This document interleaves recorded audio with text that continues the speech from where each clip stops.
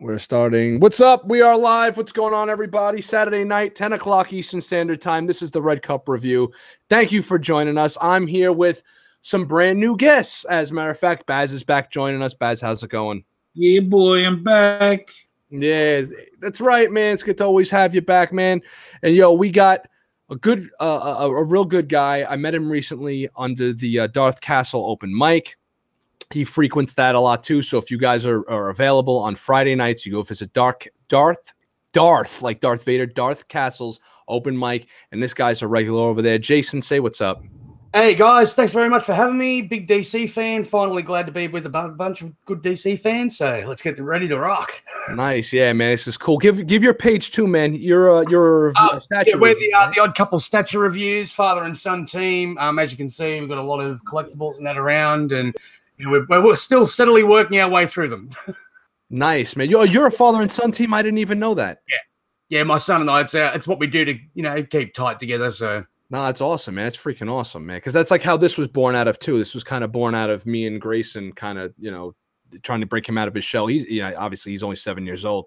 Yeah. But it's cool. I like seeing that like father and son duos and shit. That's cool. And I would introduce Brian from Yay Toys Plus, but he had to put us on mute because he's at work right now. That's how he kind of joins us once in a while. So when he comes back, we'll reintroduce Brian from Yay Toys Plus. Anyways, for those of you that are watching, please make sure you like the video. Sinister Collector, yo, what's up, man? How are you? Please like the video and please subscribe to Jason, what's your page again? The Odd Couple Statue Reviews. The Odd Couple Statue Reviews. Yes. There you go. Right. He just put it in. Sinister just put it up. Okay. So subscribe to that. Subscribe to the Sauce Roll Baz. And please, if you're coming on for the first time, please subscribe here, like the videos, and join us every week, 10 o'clock Eastern Standard Time. Blah, blah, blah. You guys get it. Anyways, I want to plug real quick this. I was on Facebook this week. And I ran into this page called The Collector's Own. That's COLLECTORZOWN, like Collector's Own Cantina. And it's like this community of like 1,400 people. And there's a couple of guys in there that run the page that sell only the high end. Like they sell like four. They have like 4 or 5 main things that they sell, but it's not like a retail place. It's more like a community. And they focus on Sideshow collectibles, and anything that Sideshow collectibles sells, these guys sell. Mezco, Funko. There's like a Funko apparel thing, Loungefly, QMX, and NECA. Those are like their mainstays. They don't deal with anything else. Those are the only things they deal with. And they have some kind of like rewards program point thing where you can like bank money. It's kind of like Sideshow, only they give you a little bit more. So if you guys are interested, go over there and check them out. They're a pretty cool bunch of guys. And there's 1,400 people in there. It's like 1,200 actual active members that are always posting shit about their pictures of action figures and statues and news and all that other stuff. So go check out Collector's Own Cantina on Facebook. Now, it's time for the show, ladies and gentlemen.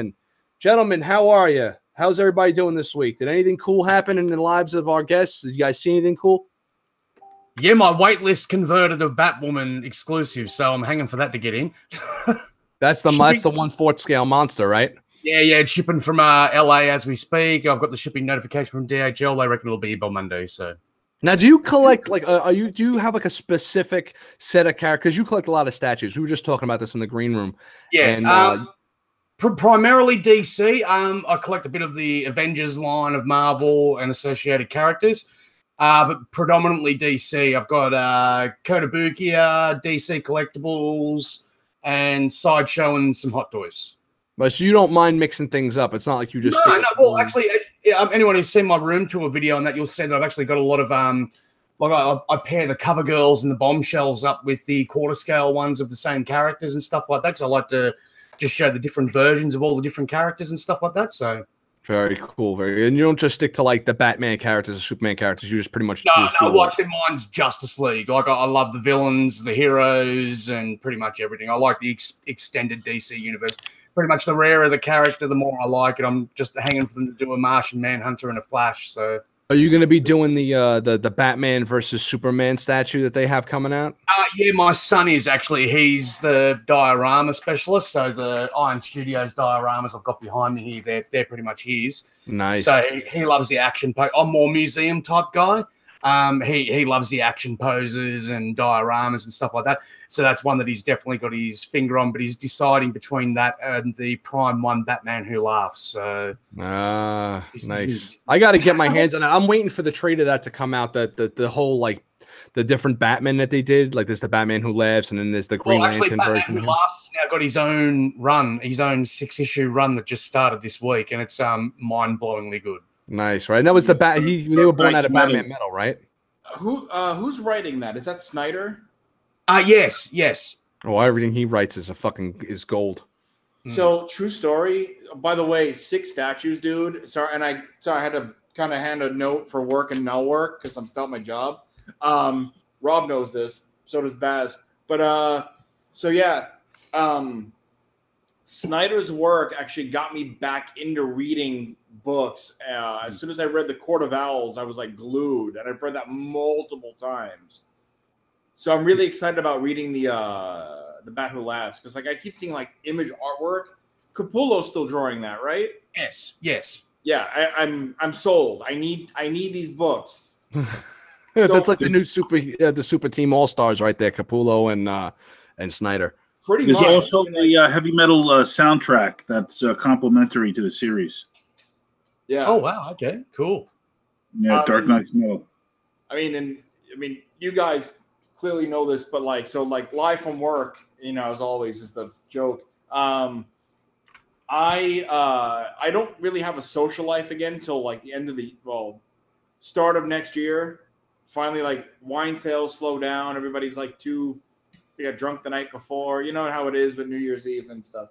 So come January 1, I actually have time to like read things, play things, do things.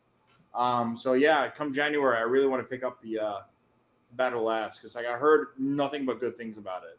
That and Heroes in Crisis, they're two exceptional books. The way that they're going, I'll keep that in mind too. I'll make time.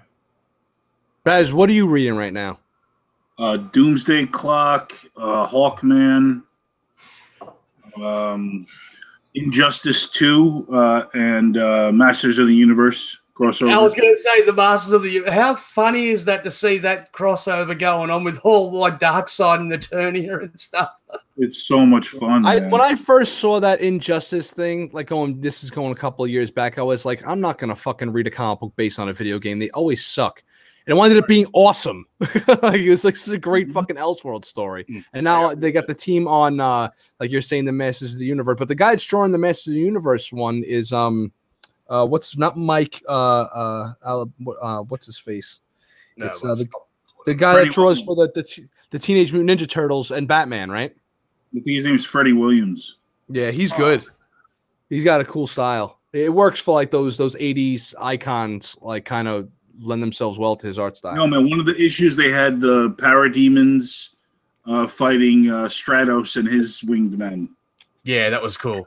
That's fucking cool as hell, man. Damn. And then you got Skeletor versus Darkseid in one of them. And are you doing the single issues, or they have like trades out for this shit?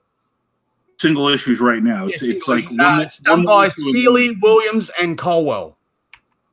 Okay. Nice. All right, very cool. Oh, somebody just subscribed, Battle Boon, whoever that is. He's probably watching right now. Great, thanks, man. Wonderful. Don't just subscribe to the Red Cup Review, though. You got to subscribe to everybody in here, because everybody in here brings something unique and different to the table. So you have Yay Toys Plus, which I was supposed to introduce Brian. What's up? Hey, so as you already know, brother, I mean, live from work, and it's the holiday season and wine and spirits. I kind of did the, go to the store right here. Right. So you guys are in Brooklyn, Gilded Grape. I mean, we're doing all right. We sell wine, we sell spirits, and we just have a good time doing it. I'm sure PJSP will drop by and probably pick up a few bottles. Oh, that's right. PJ's not that far out from the city. Right, yeah. He's like he's in Jersey, right? Yeah. But he's always in. Apparently, he's always down there. Like he says, he's in Manhattan here and there, from time to time. I think he actually works in the city. Oh, that's cool. Yeah. I was in Jersey today. That's where I had to go for IKEA. I had to sit through the Cross Bronx and all that bullshit. All right, this isn't about I want to keep it focused. I don't want to start complaining about IKEA and their delicious meatballs. Come on, Rob. Oh God! IKEA, can the relationship survive? Hence 30 Rock. I mean, come on. The books I'm reading right now, I just finished the 5th, I believe, or 6th trade of the regular Batman series being written by Tom King. Because I wait for the trades. I don't buy the single issues. Yeah, I kind of got done with single issues. Got one, the money, and 2, the timing. Yeah, I'll tell you what, I'm really liking what Tom King's doing with Batman. I don't know what's going to happen with the wedding. I know that something happens with Catwoman in the wedding. I try to stay away from as many spoilers as possible, but I do in that trade, the trade before the one I just read, was one of the coolest fucking Batman Superman stories I've ever read, and it was so simple and just fun, and it really shows their characters really well. Years ago, Jeff Loeb used to write a comic, Batman and Superman, right? You guys remember that series? Yep, I've got the whole run. Yep. Those were great, right? Those were great, fun, fucking action-filled comics. And plus, they did the animated film of that run too, Public Enemies. Yeah, those great, and that was perfect for my son. So he ate that up, hook, line, and my sinker. favorite I loved it too. The Supergirl arc with Michael Turner. Yeah. Oh, yeah. But that's why I bought Aspen, just because of Michael Turner's work on Supergirl. Nice. Yeah, I mean, his art is like, I mean, super R.I.P. man. He died young, poor guy. Yeah, I know. That was freaking shame. So this issue in this trade had a very Batman Superman feel to it, right? Like an old, like where like they have like their inner monologue going, and they're both saying like similar things but kind of different, from like the light side and the dark side, like the Batman and Superman thing. Anyways, the issue, I don't know if you guys read this, is Batman and Superman go on a double date with Lois Lane and Catwoman, right, in Selena, and they go to an amusement park, and they're not allowed in because the amusement park is like, it's like superhero night. Like, you're not allowed into this amusement park unless you're dressed like a superhero. So they're like, yo, we can't go as ourselves, even though we have our costumes. So Batman dresses like Superman, like Bruce Wayne puts on the Superman outfit. Superman puts on Batman's outfit, and Lois Lane dresses like Catwoman, and Catwoman dresses like Lois Lane, the reporter. And they go into, they have like this, they go on like the double date, and Superman's giving Batman shit for not telling him that he was engaged to Catwoman, right? So he's like, come on, like, she's a criminal, are you sure? And he's like, flips it on him about like how he's dating a reporter, and his greatest thing is how it's about keeping the secret identity. He's like, the secret identity of Clark Kent and Superman is like the world's greatest, like, yeah, and here you are telling a prize-winning reporter that Bruce Wayne's Batman. Yeah, exactly. So that was like really funny. And then Superman keeps breaking his balls about being able to pitch to him. Like, they're going to have like this, like Batman's going to hit off Superman, and Superman's like, I can blow it right by him. And he's constantly like, Lois and the two girls are talking, and he keeps mentioning to Lois, like, oh, I'll blow the ball right by him. He has no chance. Does he even know what he's talking about? Batman's like, I can hit off of you. And the comic ends with like Batman telling Catwoman, like, it's like the trajectory, and he can't necessarily throw the ball that hard because it'll disintegrate before it gets to home plate, and I'll be able to like calculate the shot. Okay. And Superman fucking pitches to him, and the issue ends with him hitting the ball, and everyone like looking up like, oh shit. But it was just so well done, non-action type, very heartfelt, and just a perfect fucking issue, man, of showing how these two characters are like best friends, but at the same time they're really not, but they are. Like, they're both alone in their respectiveness, but kind of like lean on each other for like their humanity and friendship and stuff. I just thought it was great. Just like a small personal type story. Yeah. Yeah. I mean, I'm with you because I reckon one of the best Superman comics of all time was that pre-Flashpoint Superman, where he actually exposes his identity to Lois. When that scene where he rips the shirt up, when they're already engaged, or they've been engaged for months, and he hasn't told it. So very cool. Yeah, no, sometimes those are the best stories, man. And I couldn't believe it. I was like, really? I sit through an issue of them going on a fucking double date. I was like, all right, let me just read the issue. And it wound up being the best fucking issue out of all of them. I was like, wow, this is really, really cool, really well written. All right. We will start off with anybody see the Arrowverse crossover this week? Yep. I saw part 1 and part 2. I did not see part 3 yet. All right. Spoil away. I don't care. I don't care. It's weird, Baz. You're getting some kind of crazy delay because I could hear your voice, and then I'm not seeing your mouth move, and then your voice is coming in somehow. I don't know how the hell that's going on. But anyways, what'd you think, Jason? Okay, so I've got a bit of a bone with the CW that they make them very kiddie. They take these important story arcs like Crisis and stuff like that. I mean, like we saw Dr. Destiny. We also saw Psycho Pirate. That was cool. Fans of Crisis, which I know you are, Baz. No, Psycho Pirate very well. Most other people would be like, who the hell is this guy in a green mask? I actually had people saying, I thought he was from the Court of Owls. And I'm like, no. But wow. Yeah.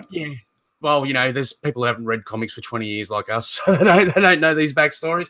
But look, in saying that, I don't like the way that they cheapen out on things. It's like, and people go, oh yeah, but it's the budget. And I go, man, Smallville had a budget that was similar, and they made these things look good, and in CW, they just make them look a bit cheap and nasty, like the battle scenes and stuff like that. And people go, oh, yeah, well, but it's CW. And I go, but look at how Titans is going with their action sequences and stuff like that. You can tell they're low budget, but it's believable. You know what I mean? Okay. Whereas with this, it just seems like a cartoon brought to film, per se. Okay. Like a cheaply animated cartoon brought to film. Little things like now that they're saying that John Diggle could be the new Green Lantern, and you're like, well, what about John Stewart? Right, yeah. Well, that was like the whole. I guess maybe in that alternate universe when the Flash rolls up on him, which I think is. See, I'm loving it for different reasons. I love the fact that John Wesley Shipp is reprising his role as the Flash. I think that's great. I think he's a great Jay Garrick. He looks the part.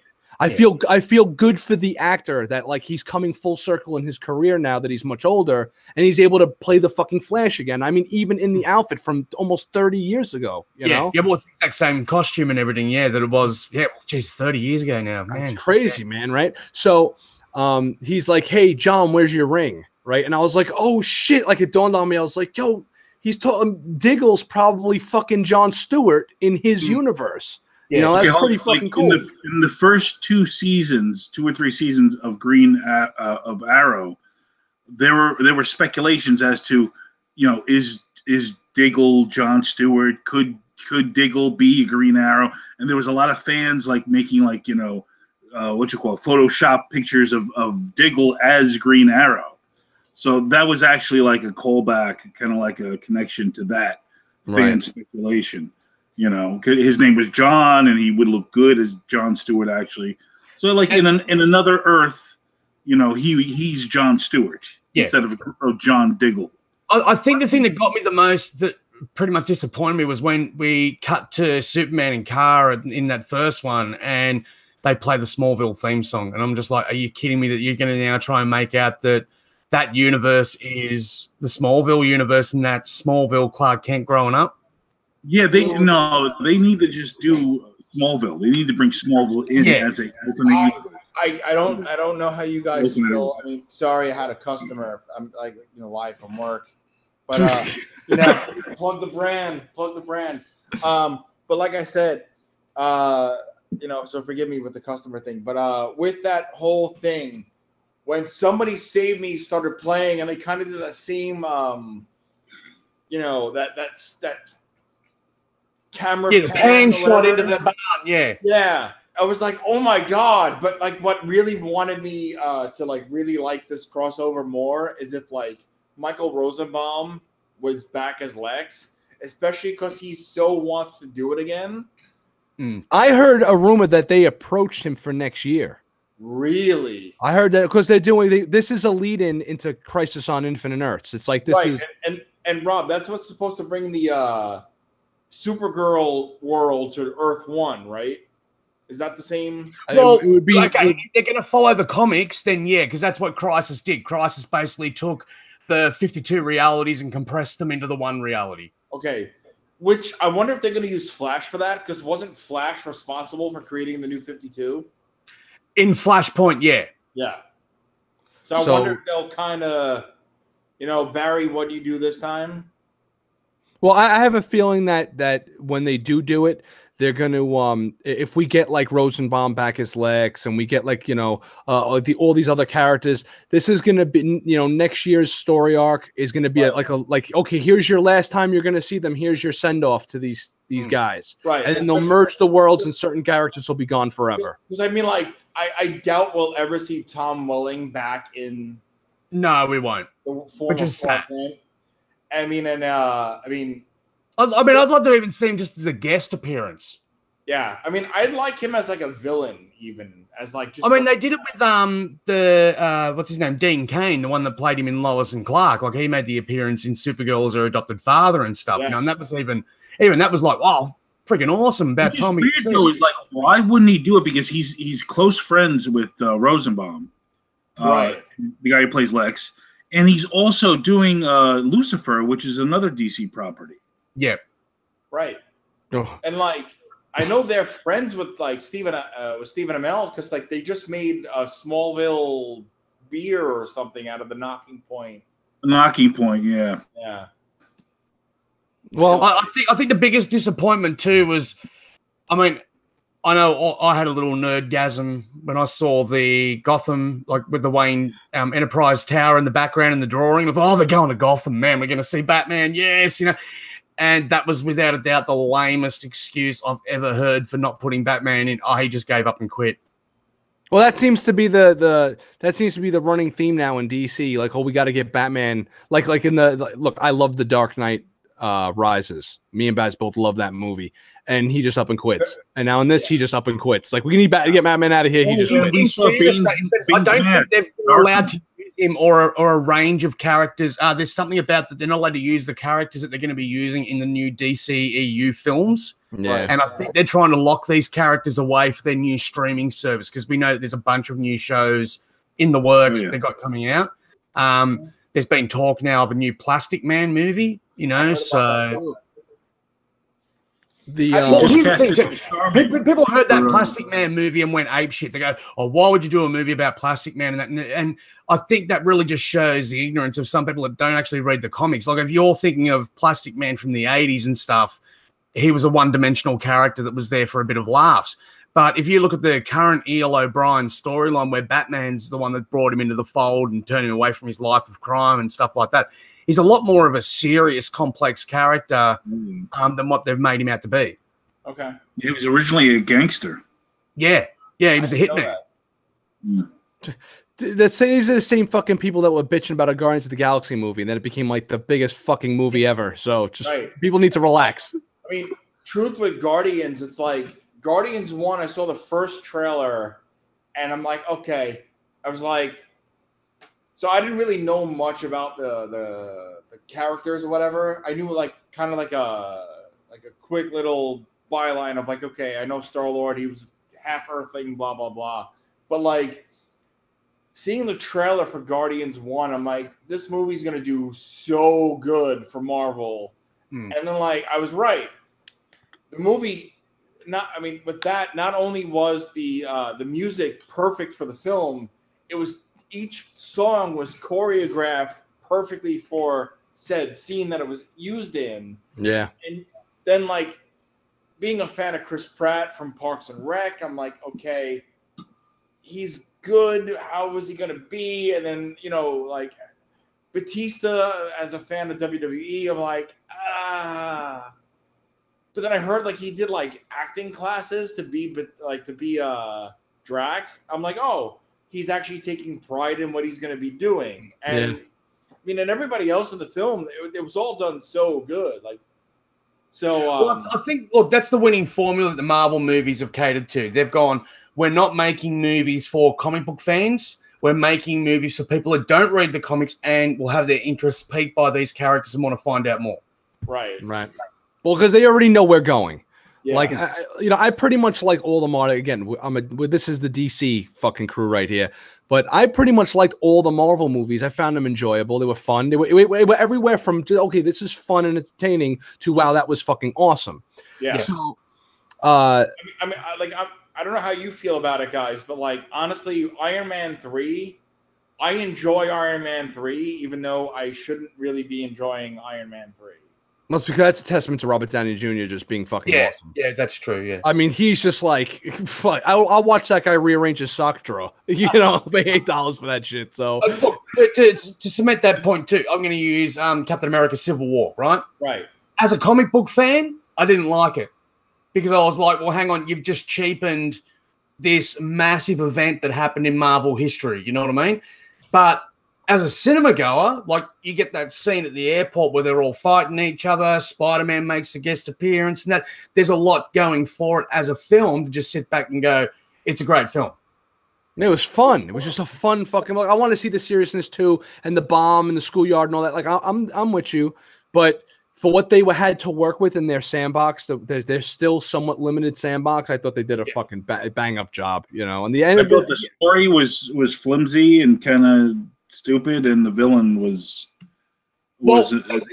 the villain of what's his name, Zemo, was horrible. Yeah. Oh, but it was a fun movie.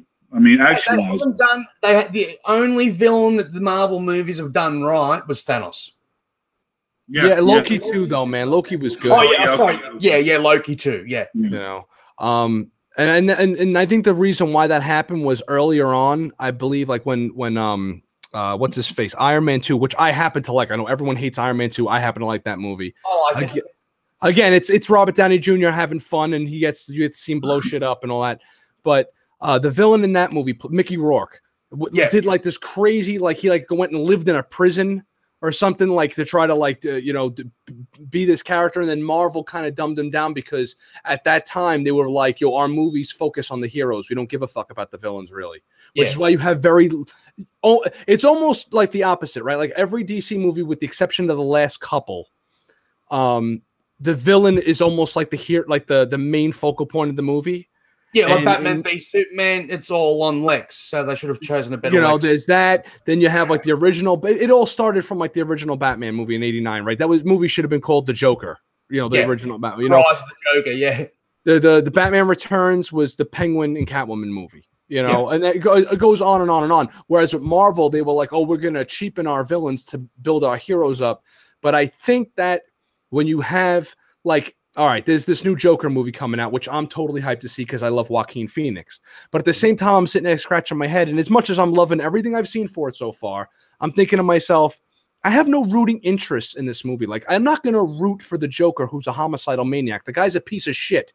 All right. So I don't like the Joker because hold on. Who do you root for in Goodfellas? I don't root for anyone in Goodfellas. I'm like, yo, fuck these guys. It's just that they're so good. Yeah.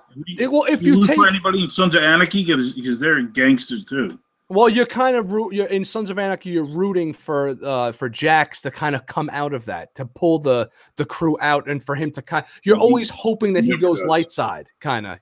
Not to make a Star Wars reference, but you're always hoping for that. So in the Joker movie, if they approach it like a Scorsese film, then yes, perfect. But look, actually, I think he's producing origin story. It's going to be fantastic. Yeah, I know it's going to be. I know it's good. But as far as like guys, the reason why I brought this I'll up. see you soon. All right. Oh, all right, man. Thanks for joining us, dude. You're the man.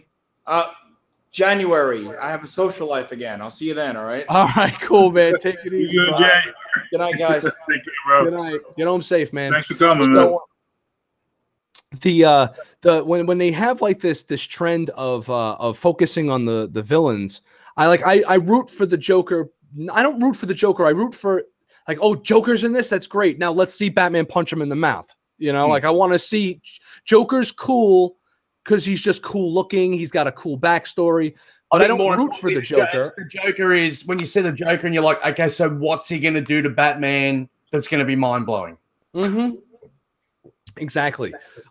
So yeah, but see, that's your thing, though. A lot of people don't have a problem watching villains do their thing. They actually love watching villains do their thing.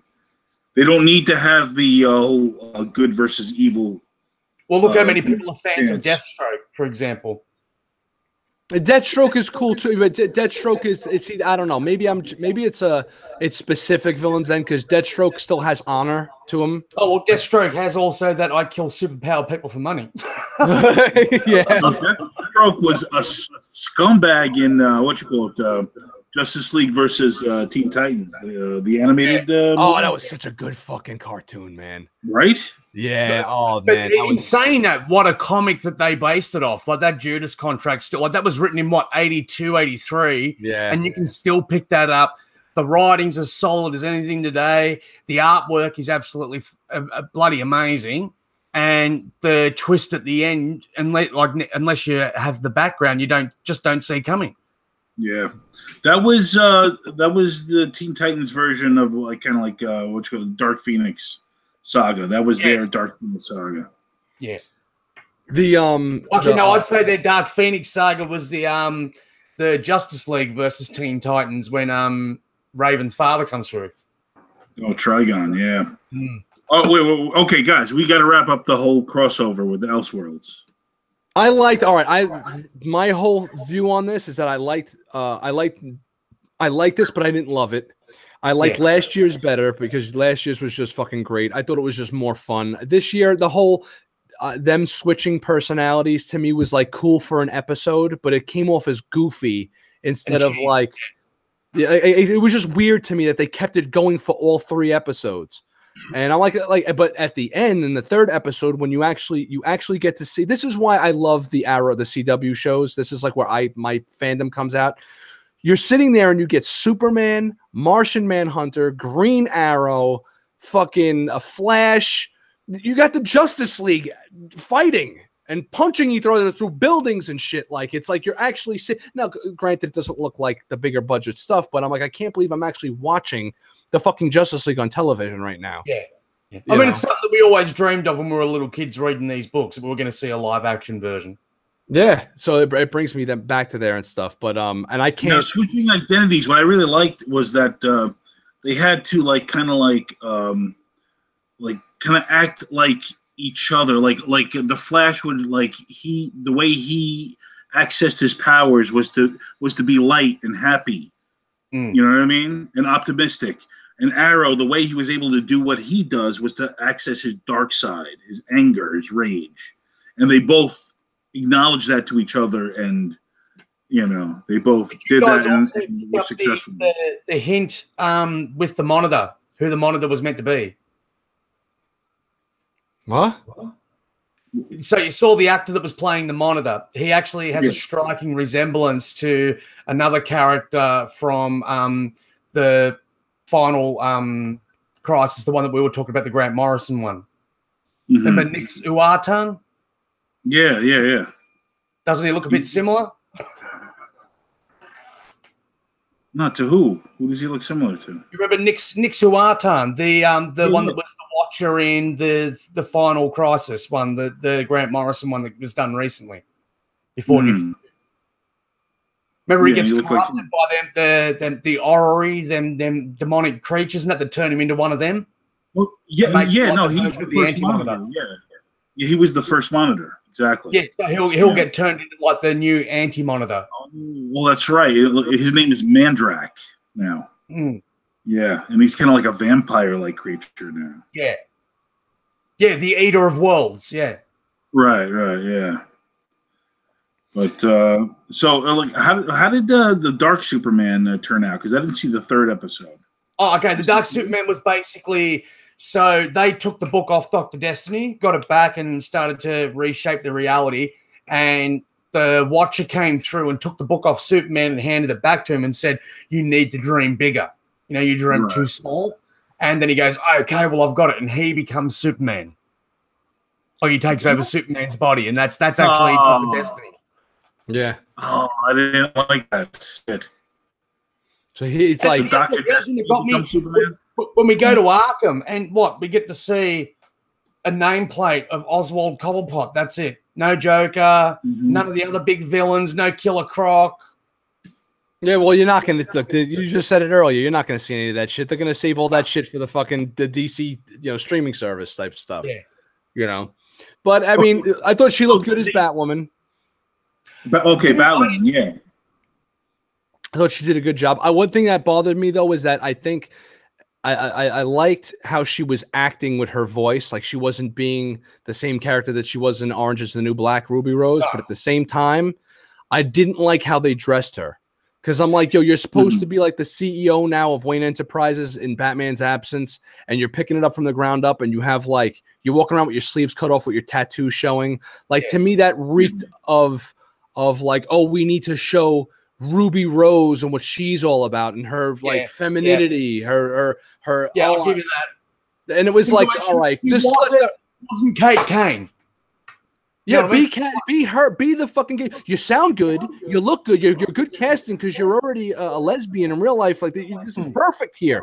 Be the fucking character. Like if you look at the comics, Kate Kane is she's a ball buster and she's tough and everything, but that's only the people that know her. Like if you just meet the chick, you think she's a high society chick in a beautiful ball gown and she schmoozes the crowd and she knows how to work it because her family comes from money, you know? Yeah, it was exactly. And they had her walking around in a fucking hoodie with the sleeves rolled up with her tattoo showing. And then they had to mention her tattoos based in graffiti, you know, and you're like, come on, man. Yeah, like this isn't. You're taking me out of the story now, and it seems that you can send 2 blokes to the airport with guns to pick up people, but you can't protect people from graffiti and tagging your own building. Come on, man. Yeah. All right. Real quick, Robert, just a fan. He says, "Hey, what's up? What's up, brother?"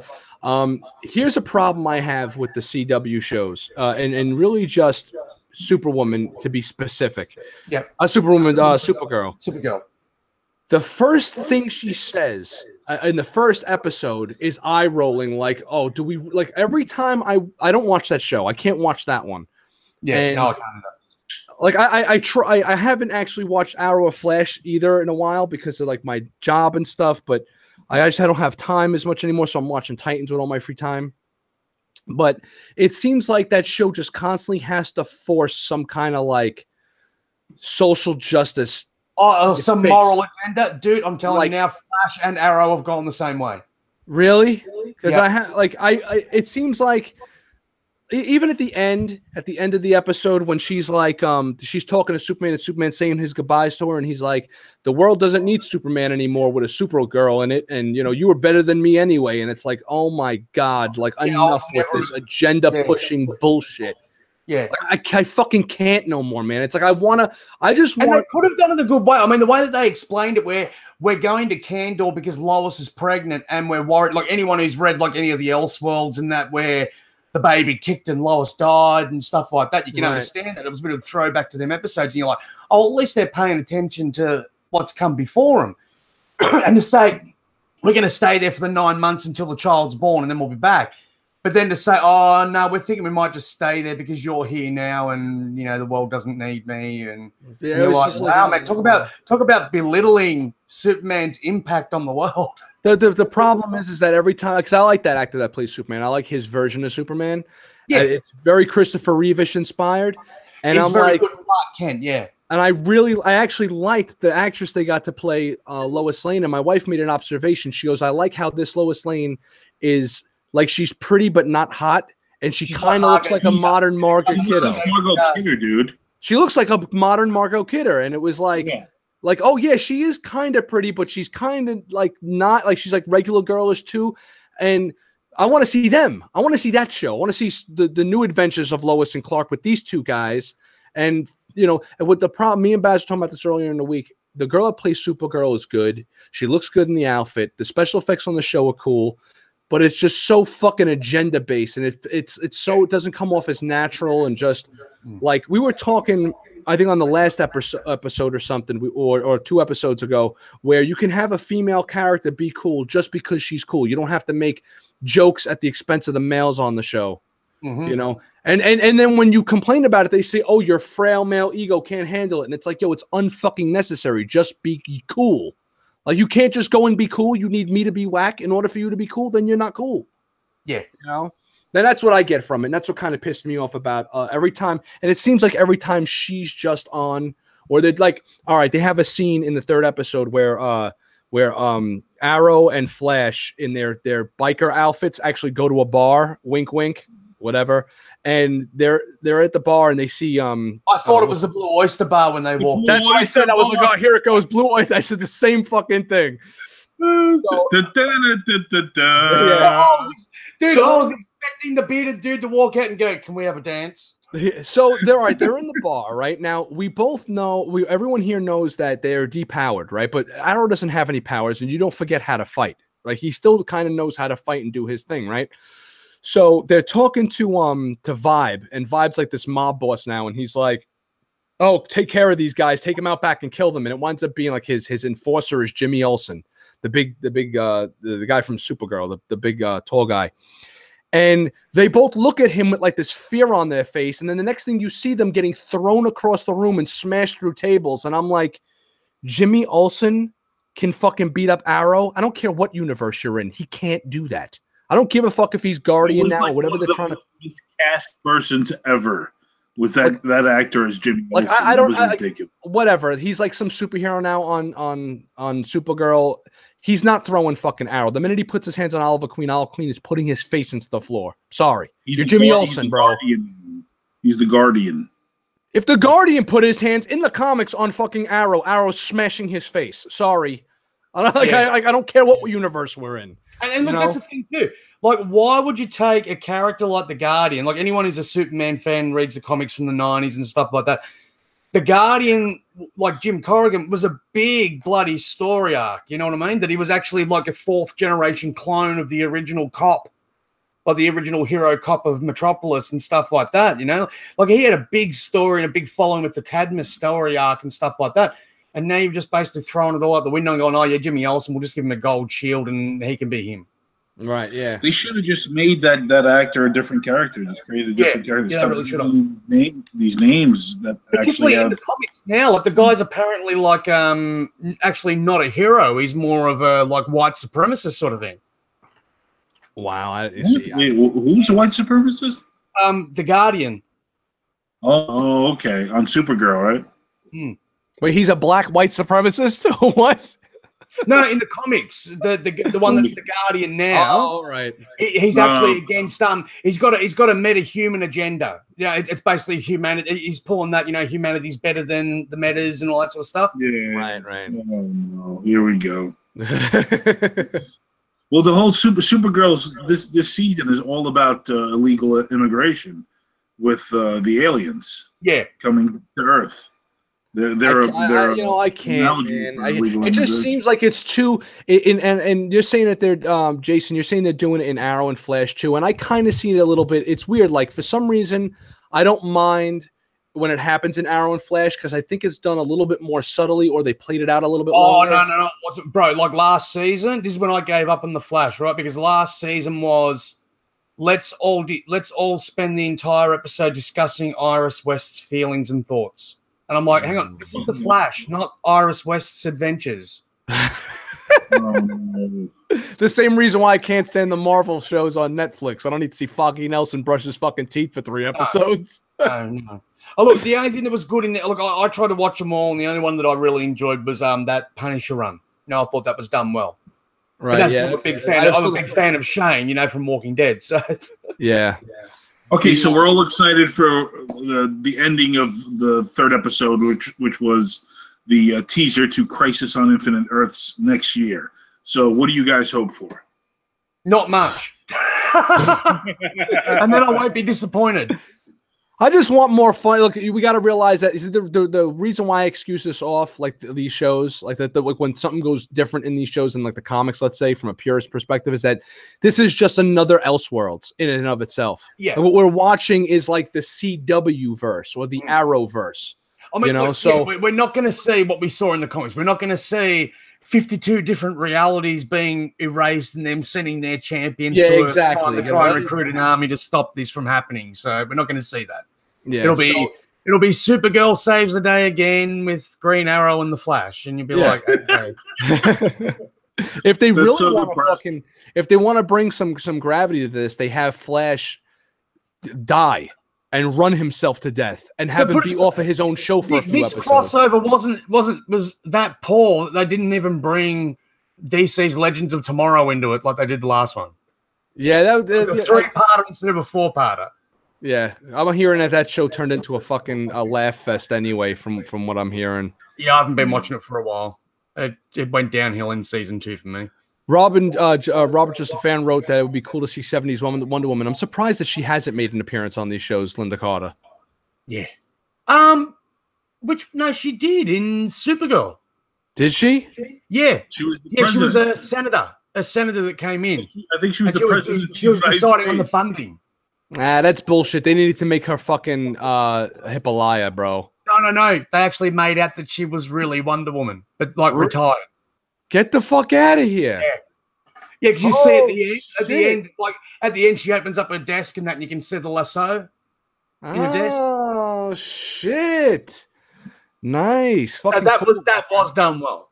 Very nice. That's tasteful. That's very tasteful. That's cool. I like it. It was like using her as Wonder Woman without using her as Wonder Woman. So it was Yeah. All right. Switching gears, but keeping kind of with the theme. I saw that fucking Titans trailer. Now I haven't watched yesterday's episode yet. I'm gonna watch that after the show tonight. So the last episode I saw was the Hawk and Dove one. Yep.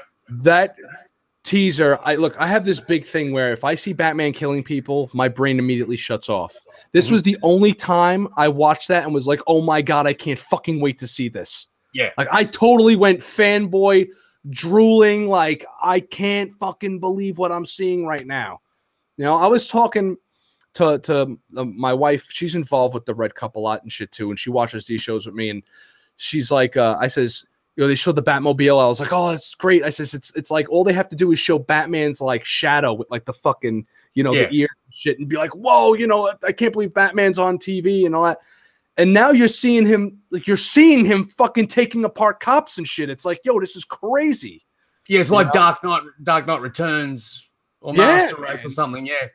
And like Robert Just a Fan said that he's, you know, and now Titan's pissing on Batman, making Robin better than Bats, you know. And I don't agree with that. I think what you're seeing is, like, just from what we've seen in the trailer, because I haven't seen the episode, guys, so I'm not dropping any spoilers or anything like that. But just from what we've seen from the trailer, we know that Commissioner Gordon's been murdered. Jason Todd's been put in a wheelchair and paralyzed. So I think the Joker's done this. I think the Joker's killed Gordon, put Jason Todd in the wheelchair rather than kill him. And this is like the final breaking point for Batman. Like he was already on a knife's edge, like sanity-wise. And this is like, well, that's it. My one rule where I don't kill, this guy's dying. I'm going to kill him, you know? And they're trying to get together to stop him from actually doing that because they know once he does that, he's crossed that path of no return. Right. No, I think I don't know. From what I saw, man, I was like, yo, I'm all in on this. I fucking love the guy that's playing Robin or Nightwing kind of now. And I love the characters. They're fun. Robert just said something too. And this was something that I thought, because remember, this is Jeff Johns doing the writing and helping out with the writing and the direction of where this show's going and that. And he's already alluded to the fact that there's going to be some big shocks. So we know that how the Batman Who Laughs comes to be. Right, we saw that in Metal, where basically if you kill the Joker, he's got like that rare strain of the toxin in his heart that's due to be released when the last heartbeat. So whoever kills him becomes the new Joker. And that's what happened to Batman. In that reality, that's how he became the Batman Who Laughs. Oh, right? Shit. So has he already killed the Joker and he's starting to become this Batman Who Laughs? And that's why they've got to stop him? Is that I think that a lot of us old school guys that want to see the stories from, like, I want to see classic Supes, I want to see classic Bats, I want to see the classic Titans, and there are so many new stories, and they have to keep it fresh for the newer fans that are actually reading the comics currently.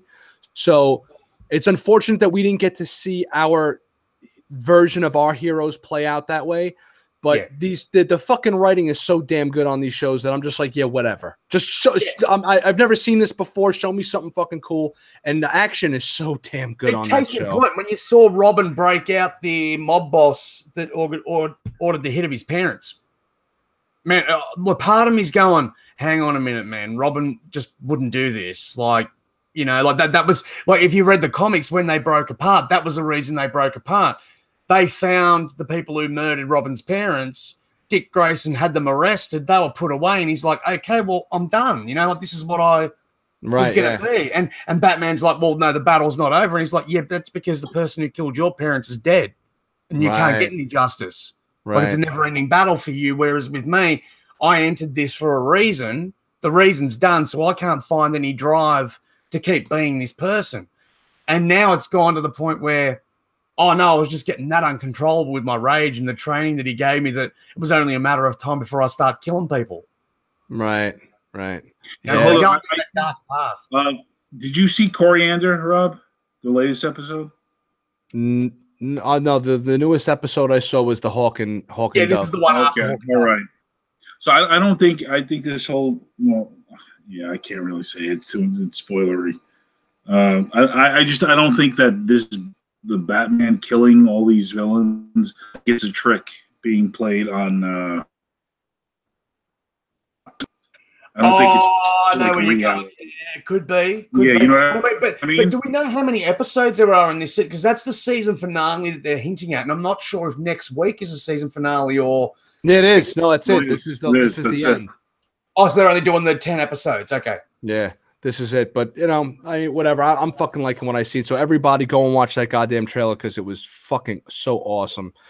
All right, Archie. Hey, Rob, what's up? Archie is an awesome YouTuber. Guys, go check out Archie on YouTube. He's a fucking cool dude, and he pops in from time to time, and we can't wait to get him on the show. So what's up, dude? Also, somebody in the chat room real quick mentioned the Mezco Popeye.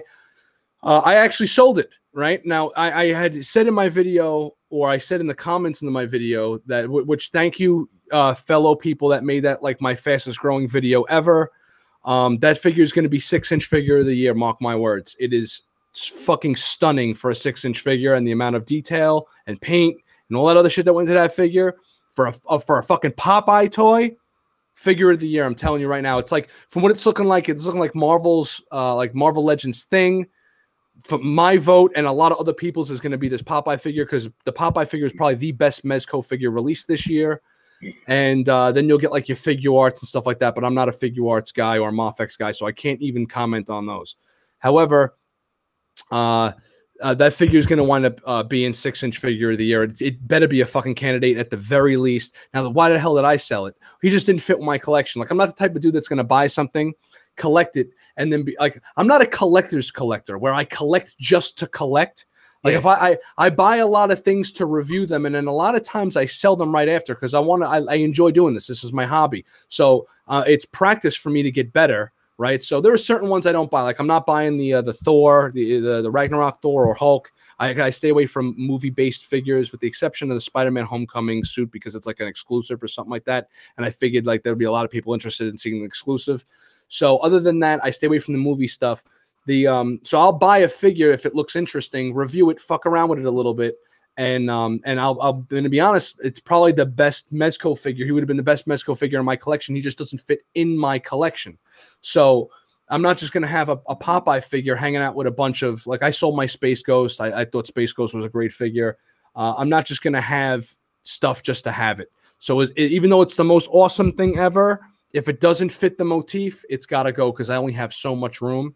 So yeah, I bought it, I reviewed it, I sold it. It's fucking dynamite. So if you have any inclination on this figure, even remotely being interested in this Mezco Popeye figure, do yourself a favor and go and get it because it's really fucking for a 6-inch. I'm here with Baz is a 6-inch guy. I'm mostly a Hot Toys and Mezco guy. I know Jason's more of a statue guy, but as far as just a smaller because there's only so much they can do with a 6-inch action figure, right? There's only so much paint and shit that can go into it. But as far as that goes, especially with the fucking accessories, this figure is dynamite, and it's got mad different like accessories, like you can do different poses and stuff. Like the spinach actually reaches his mouth and stuff, so you can make him doing this. You can take the fucking shirt off. He's got the tattoo on his back, and you can put the jacket on, make it look like he's just coming off the docks. So if you were to get this figure and then maybe contact some of these guys on Facebook that do like custom backgrounds, like there's like Rhino dioramas. I specifically work with Dead World Dios. That's my guy that I go to for my dioramas, and you make them like a little dock or something. Maybe something that you might even be able to interchange with the new Jason figure that's coming out from Mezco. So you can have like your Popeye or your Jason, or even have maybe Jason fucking cracking Popeye, when he comes out of something. So that would look excellent. So by all means, I wanted to answer that question in the chat room. So go and get yourself that Popeye. And if you're still on the fence with it, go and watch my review on it because I'm pretty proud of it. My last 2 reviews on the Iron Man, the die-cast Iron Man from Mezco, and that Popeye. I've been experimenting with some different ways of cutting the videos up. This isn't self-promotion. I want to get to the actual fun stuff this week. More fun stuff to talk about. But you asked, so there's your answer. Okay, let's see. Will they make Bluto? Oh, I mean, I don't know if they're going. See, that's another problem too. Is that like to me, this Popeye, even though a lot of people seem to be buying it and hyped up for it from the reviews. It's not just my reviews. It's like a ton of other reviews out there too. The fear that I have is the same problem I have with the Dark Knight figure that they have, the Dark Knight Returns Frank Miller and the the Frankenstein figure. Now I'm still a big proponent of the Universal Monsters Frankenstein figure. I think that's one of Mezco's best. I mean, he doesn't have a lot of articulation. It's fucking Frankenstein. It looks just like fucking Boris Karloff. A lot of people slept on that figure too, and the reason why it didn't sell is because they didn't come out with like a Dracula or a creature from the Black Lagoon or anything else. And people want to collect the Universal Monsters, right? I mean, you got the Dark Knight Returns Batman. You want Superman to go with him, or Carrie Kelly Robin to go with him. Otherwise, it's just another fucking figure. Like, I'm actually in the process right now of toying around with selling my Frank Miller Batman from Mezco, because I want a Carrie Kelly to go with him. I can't have that Frank Miller just hanging out with the rest of the Justice League, because they're creating the rest of the Justice League in Mezco form, right? So I'm going to have the Justice League and then the Frank Miller Batman. Doesn't work, especially I have the Sovereign Knight version coming like in another month or two. Then that's going to be my mainstay Batman. So where the fuck is Carrie Kelly? Where's Dracula? That's going to be the problem. Well, you could put like a DC Direct Carrie Kelly, or she looks actually pretty good next to. Well, I know you bought that 3-pack and you have the Carrie Kelly with yours, right? Yeah. Right. Yeah. No. I've toyed around with that idea as well, like having the Carrie Kelly from the even the DC Universe figure version of her or whatever. Yeah. I toyed around with that as well. Good, yeah. But as far as Bluto goes, that's another problem I have with Popeye. It's like, if you're going to have a collection, like right behind me, right? Let me move over real quick, right? On this shelf right here, if you guys could see, I have the Indiana Jones hot toy. I got the Sideshow Ash. I have the Mezco Ash, and I have the Clockwork Orange. Now, to me, this works because it's all movie icons. I mean, yeah, I got 2 Ashes next to each other, but it's all just famous movie people, so that kind of goes together. I'm not going to have, a bunch of Justice League characters and then the Dark Knight figure, or a bunch of horror characters and then just Frankenstein. Like, I want the classic Universal Monsters to go with him, and if they're not going to complete the set, there's no purpose in me holding on to this fucking thing, right? So, and it's a little bit of like OCD kind of in my head as well. So Popeye, it would look great if you're going to have a shelf like that. Like, if you're going to have like a bunch of like different like classic characters together, the Popeye's going to look fucking dynamite with those guys. And the Popeye's going to look dynamite by himself as well, especially if like a little shelf, or like I said, like a little diorama set up specifically for him, then it would totally work. But in my case, from when my collection set up, Popeye didn't fit. He had to go, regardless of him being like the fucking greatest thing ever. Like, every year Hot Toys releases like a new figure that's figure of the year. Like, I think Anakin, the Sith Eyes Anakin is like up for figure of the year or some shit for Hot Toys for 12-inch figure of the year. And I don't have Anakin in my collection. I'm not going to put him in my collection. I don't give a fuck if he's figure of the year. I don't care how, and it looks dynamite. The freaking figure looks great. I don't need it in my collection, so it's not going to go in, whether it's the greatest figure ever or not, whatever. It's neither here nor there. Anyways, I just want to get that Sideshow Mythos Ben Kenobi. Yeah, I'm hearing great stuff about that. You want to see a really awesome review on that? Go check out Paradox Nerd. His last video review is on that figure. It's fucking awesome. I don't know how he gets such clear goddamn videos. Nick Knack is with us in the chat room. I never sell shit. I should, but my OCD hoarder personality won't allow it, which is why your fucking house is the plastic planet, bro. You're on a planet of fucking action figures and toys. Okay, like, yo, we're going to get Nick Knack eventually on the Darth Castle open mic, and you got to see this guy's shit, Jason. It's like how you have like your statues and stuff. I want him on just because he's a DC fan, and I need some backup, bro. Oh, yeah, no, he's a DC guy too, man. He's a big DC guy, and he's like, his house has just got like the Pac-Man 1-up machine. He's got like the Superpowers poster from the old Superpowers toys from the 80s. Oh, and he's got a ton of Star Wars shit. He's got old DC stuff, so... Yeah, he's got some really cool stuff too. So anybody in the chat room too, anybody watching this, go subscribe to fucking Nick Knack's Plastic Planet right now as well too. I'm just putting him by myself. Don't need any more. Yeah, you're gonna love him. You get your hands on him. He's gonna look fucking great anyway. Okay, and yep, there you go. Sort, it's keeper. I never sell shit, and that's it. Okay. Anyways, moving on. Like, what statues are you like looking forward to? Like, upcoming? It's coming out in the next year. Well, I've got Batwoman coming now. I've got the new Superman premium format and Wonder Woman premium formats coming out. They're the Rebirth ones, so I'm really into them. That Wonder Woman looks like probably one of the best statues I've ever seen. You're talking about the one where she has the lasso up? Yeah, best ass I've ever seen on a statue. It's Yeah, just no. gotta be that. I actually passed on the X on that one because the X was like a leather skirt, and I'm like, yeah, well, I'm not going to be using that. So yeah, got that. The other set that I'm really looking. Plus, I've got Green Arrow and Green Lantern and the new Poison Ivy on order later on. I think Green Arrow. Yeah, the X is actually classic comic book Green Arrow with the peak cap and the little goatee. So that's why I've got the X on that one with a boxing glove arrow. No, that's the fucking shit right there, bro. Yeah. The amount. Did you see the Nightwing? There's a Nightwing statue that's out from Sideshow. It looks amazing. I haven't seen it yet. I know that they've been talking about it, but I don't know if they're going to do it or not. I don't know if it's on the Sideshow site, but I don't think it's Sideshow. It might be like Prime One or one of those other companies, and Sideshow just happens to be peddling it. Scale, so I try to avoid the third scale because you run out of room really quick. And then, the other one that I'm really looking forward to is what comes out later in the year, which is they're doing the Bruce Timm Justice League set. Oh, nice. So, yeah, I was a big fan of that comic book cartoon growing up, so really want to get that set in. And they're doing Joker and Harley from that as well. Oh, nice. You know what's funny about Bruce Timm? Bruce Timm got me into Jack Kirby. Oh, really? Okay. Yeah. You know, because Tim was like influenced by Jack Kirby. Big time, yeah. You can see that in his angular drawings and stuff like that. Yeah, everything's like sharply defined. And like you look at the jawline of Superman and Batman, you'll never get any squarer jaws than that. Yeah, the square dimensions. And then actually there was a New Gods episode on the Superman animated series. Yes. I think the way Bruce Timm designs, like you see a lot of Kirby influence in the hands, like the way their punches come in on the show too. I've noticed because Kirby had that way of like drawing like a hand, kind of like the fist up with the the knuckles squared, and it seems like every time I see a Bruce Timm, it's the same kind of like boxy hand style, kind of I that's where I see it, the art influence at the very least. But I love both characters. I love Yeah, but I think that them statues will be 5th scale because they're not actually premium formats. They're calling them statues. So I think you're probably going to get like between probably about yay big.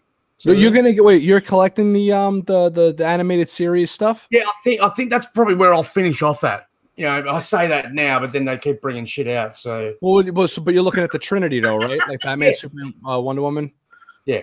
Well, that's and the Wonder Woman's cool. She's like busting up out of the ground, kind of. It's like the opening panel. When you have these sort of silhouettes, and it's all like the action scenes. And I'm talking Justice League, not Justice League Unlimited. So when you see the intro with that, and you see them like Superman busting through the wall, and Batman swinging from the building and stuff like that. Like, they're all pretty much done like that. Yeah, it's cool, man. But the three of them put together, it actually looks really good. That new Wonder Woman statue that you were just talking about, which looks fucking outrageous. Now, I'm not a statue guy, but I've always wanted to. I mentioned this to you a few weeks ago. I've always wanted that Wonder Woman statue that you have right behind you, where she's holding the fucking axe in one hand or the shield, and she has the staff. She's still available on the Sideshow website. That fucking statue is so goddamn nice looking. And when I saw it, I was like, "Yo, this statue is great. I gotta get it. And then I saw this new statue. I was like, "Wow, I actually really fucking love this new statue too."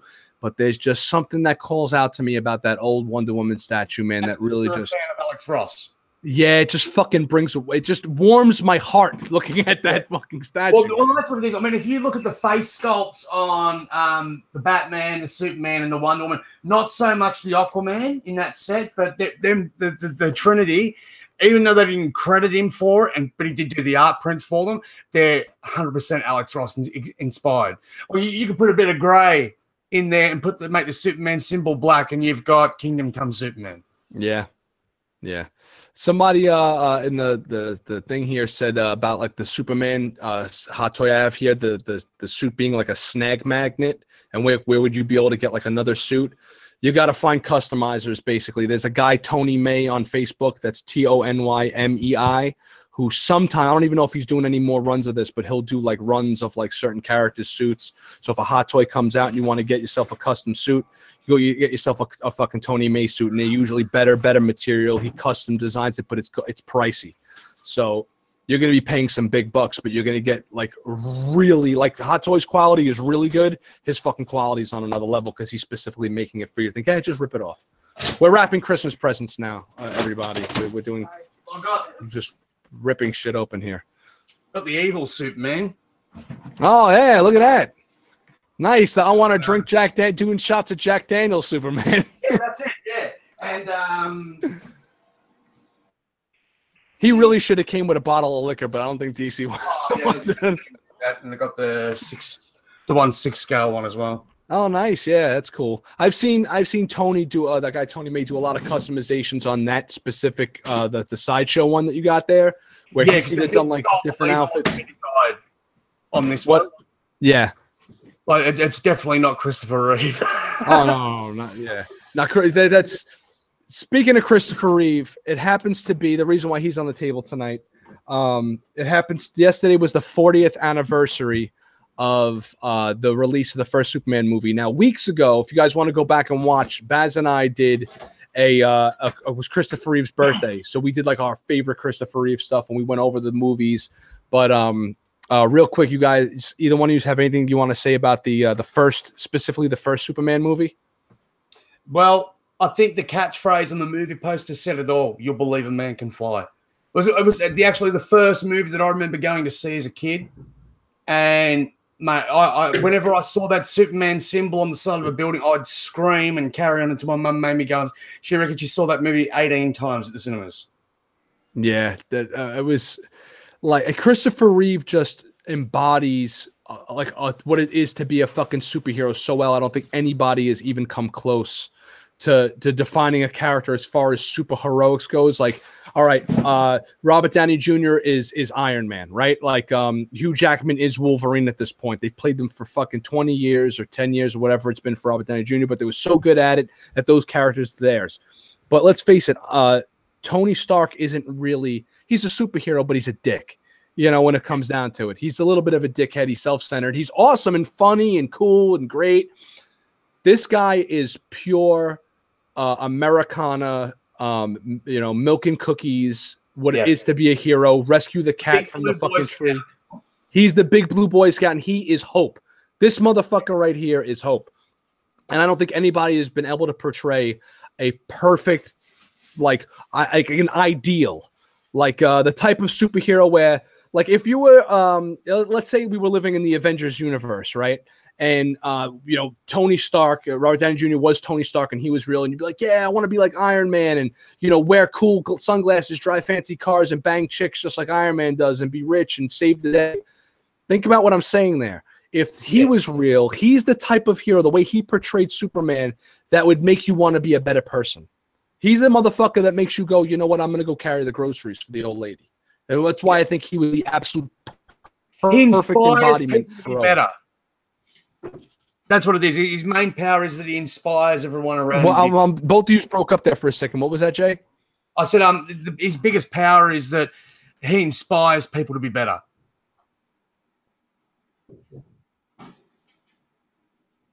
Motherfucker, man. You guys are breaking up now. What the hell? Not cool. What are you doing, Belle? You walk into the room and the whole thing starts crashing? Sorry. Someone's hijacking your Wi-Fi. Yeah, no, but yeah, all right, go ahead. Let me see if we can fucking get you now. Get you again.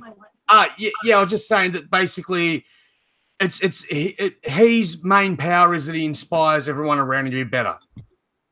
Yeah, exactly. Basically, yeah. Nick Nack says here it's the best comic book movie ever. All others draw tribute to it and owe tribute to it, and he's totally right.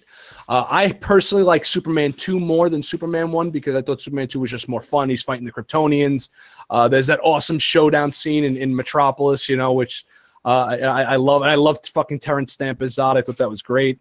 Yeah. It's not as good of a movie, like a film. The first one's better.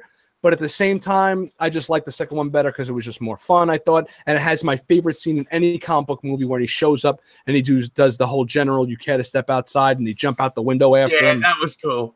There's just like, to this day, I'm like, when all else is like the fucking world's ending, everyone's about to get it, and then Superman shows up, and even Lex Luthor is like, "Oh, Superman, thank God!" Like it's just, the first one does is lays down the groundwork for the universe beautifully.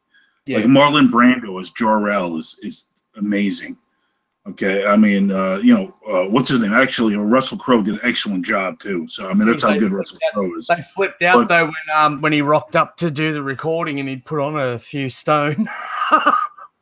Yeah, but like Star Wars and Superman were two of the biggest movies like for me growing up, and even when Superman Returns came out, that was like Star Wars returning for me. You know what I mean? Like that was like the Phantom Menace or the Force Awakens. No, that's how big it was for me. Like to hear that John Williams music. I saw that Superman Returns at the cinema, and I walked out and I went, "So hang on a minute, man. Now Superman's a creepy dude who hangs around his ex-girlfriend's place and burns on it with his X-ray vision." I said, "That's not cool, man. That's not cool." Yeah, that's the thing. Like with Superman, you're always gonna like nitpick him because you want him to be like this perfect Christ-like being. Well, actually, I like Cavill's Superman, particularly from Man of Steel. I thought it made him more grounded in reality. I think the only part that I didn't like was where he let his dad die in the tornado. Because let's be honest, well, that was the worst. That would never happen.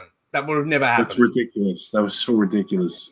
The whole idea behind Pa Kent dying from a heart attack with Superman standing next to him. That was the best. That was the best. Is that he's like, yo, I can't, no matter how fucking powerful, this guy could fly through the sun. Yep. And he can't do anything with your dad having a heart attack right in front of you and dying in your arms. That was a missed opportunity. Yeah, it was. And then the mountaintop scene. Let me talk to you, son, and I'm just a spirit and that. And I'm like, man, it would have been better if he went back to the fortress and it was actually Jor-El talking to him because I'll tell you what, I like that story that he told him though. It was a great story. It was a great story, but it would have been better off coming from Jor-El in the fortress, or even if he goes to the fortress and there's a holographic representation of Jonathan Kent. We're cutting on this real quick, but at the same time, it made for one of the greatest memes in Facebook history with the whole Pa Kent kill them all with the "should I have let them die?" and he goes, "Maybe." Remember when he saw that in the trailer, but we had no context for it, so he's just telling his son to just start fucking murdering people. I'm telling his son to just hide his abilities. Don't out yourself by trying to save people. Oh, and you said we're also finally getting an evil Superman movie, Brightburn. The who?